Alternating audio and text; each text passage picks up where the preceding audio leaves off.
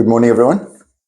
Well, we didn't touch on Jonah's journey yesterday because it was the important feast of Our Lady of the Rosary. But just briefly, what happened in the book of Jonah is that Jonah was eventually went into Nineveh, which is, we're told, is quite a large city, and would take 3 days to walk across it. Remember that 3 days seems to pop up quite a lot in the book of Jonah. But he went in there and he speaks to the people, your city is going to be wiped out unless you repent. Now, he knew that he was going in there and giving a message that people didn't want, and they were not going to be happy about it. Nevertheless, the people did repent, even as far as the king, who took off his fancy robes and sat down in ashes and was repentant. And what happened? Well, Jonah wasn't sure about that.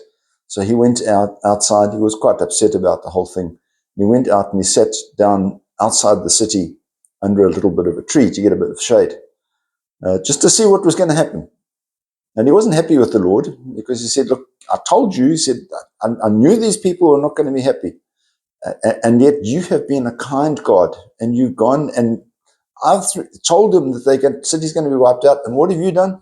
You haven't wiped out the city. So he was his pride was given a bit of a knock. They sat under the tree and were most upset. And it was hot. And so we're told that God let a little tree sprout up and give him a bit of shade. And that was fine. It was almost like God was playing around with them, because then he sent a worm to cut the tree down. And there Jonah was sitting in the hot baking sun again. So really, it's quite an interesting story of God sort of playing around with Jonah. But what does it say? It says we must learn what the will of God is. And that brings us to the gospel of today, which is Luke's version of the Lord's Prayer. And remember that one of the main elements of the Lord's Prayer is we're saying, thy will be done. We give praise to God, but we say, thy will be done, not my will. So in the case of Jonah, we say, well, the will of God must be done, not my will. And the fact that he was getting upset was simply because his pride was being hurt. His will wasn't being done, the will of the Lord was being done. So Jonah's pride was taking a bit of a knock, but also giving us a message that sometimes things don't work out for us, and we mustn't blame God. Turn around to God and say, you haven't done what I expected you to do. Always acknowledge that whatever happens, that we're acknowledging that we are here to serve the Lord in whatever the circumstances are. And God doesn't punish us.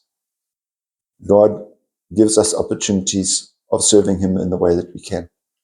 And so we must put our pride aside and make sure that we don't turn our back on God.